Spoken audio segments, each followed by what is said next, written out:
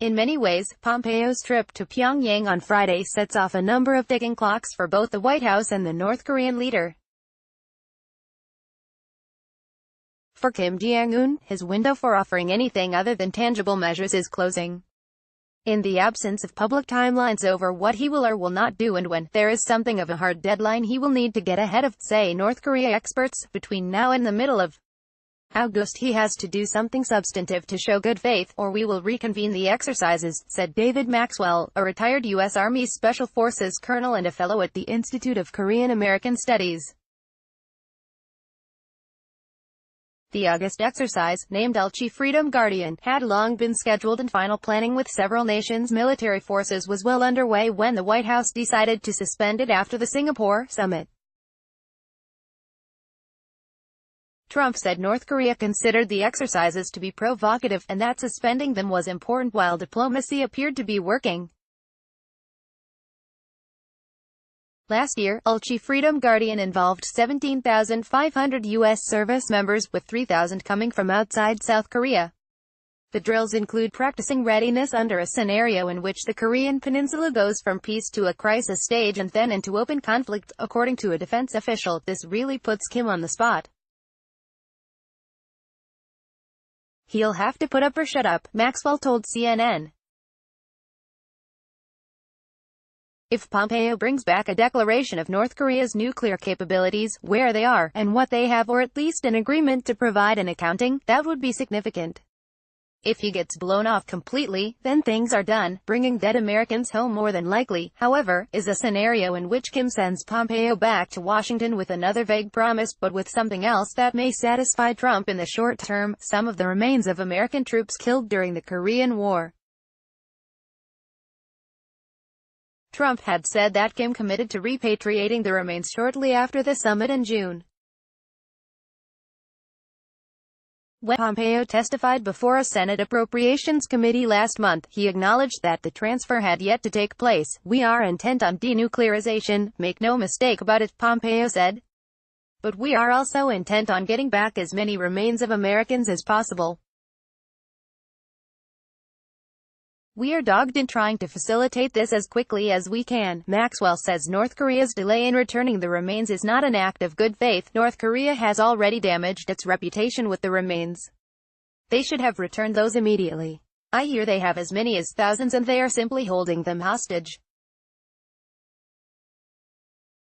That is not humane and not in keeping with being a responsible member of the international community, he said. If they're trying to extract concessions for these bodies as they have in the past, they are going to lose any kind of support they have with these negotiations. It's a simple test. Provide the remains. Conflating the return of the remains with demands Pyongyang dismantle its nuclear program affords North Korea wiggle room, and it also gives the White House the opportunity of another optics win while progress on the nuclear front stalls. When North Korea released 3 Americans it had been holding prisoner in May, experts warned that their situation should have no bearing on the nuclear talks, and urged Trump not to be distracted by a photo opportunity.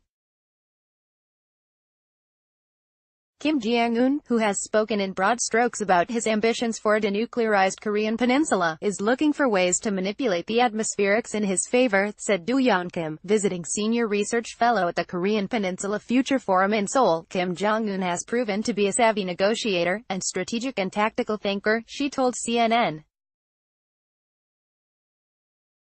North Korea also thinks very long-term in its calculations. Unfortunately, Kim seems to have more cards to play than President Trump. What is North Korea actually expected to do? As it stands, there are more questions than answers regarding the commitments North Korea has made and the language of any agreement it has signed on to. I am not sure what Mr. Pompeo will come back with, but I can promise you that the North Koreans are going to try and slow-roll this as much as possible, said Bruce Bechtel, a professor of political science at Angelo State University who has written several books on North Korea. Everything he gets he'll need to get in writing or the North Koreans will not abide by it, Bechtel said. Before he left for Pyongyang, Pompeo tweeted that he was looking forward to continuing our work toward final, fully verified denuclearization of DPRK, as agreed to by Chairman Kim. He was referring to North Korea's official name, the Democratic People's Republic of Korea. However, until the White House or Pyongyang release more specifics regarding their talks and any possible roadmap, it leaves the question of what North Korea is actually expected to do before sanctions are lifted open to interpretation. At the end of the day, they have to agree to something. They're not going to agree to something that puts them at a horrible disadvantage, said David Schmerler, a research associate at Middlebury Institute for International Studies, MIIS, in Monterey. This whole process has been happening without a whole lot of transparency on both sides. Obviously, the North Koreans aren't going to be transparent. The White House, meanwhile, has emitted differing signals on progress and what it believes North Korea has or has not done. Trump continues to point to the absence of nuclear missile tests or rocket launches to argue that things are going well, as he stated in a recent tweet. Pompeo has been more circumspect. On this trip, I'm seeking to fill in some details on those commitments and continue the momentum towards implementation of what the two leaders promised each other and the world, he said before boarding his flight to Pyongyang. Meanwhile, National Security Advisor John Bolton has said the administration has set a year's deadline to have Pyongyang break up all its missile and weapons programs, and added that he was sure Pompeo would be discussing this with the North Koreans. Would that even be possible? The estimates I have seen are enough fissile material for 60 to 70 warheads. There could be hidden weapons that we don't know about, says Bechtel. Given the fact that North Korea's nuclear weapons program is not that big, I think Mr. Bolton's estimate may be accurate. He referred to the dismantlement of Kazakhstan's Soviet-era nuclear weapons program as a possible comparison. In 1992, the former Soviet state gave up what was once the world's fourth-largest nuclear stockpile as part of a process that took months of diplomacy and included two other Soviet states, Ukraine and Belarus. But Bechtel had one disclaimer in using the example of Kazakhstan. Of course, Kazakhstan cooperated with us fully.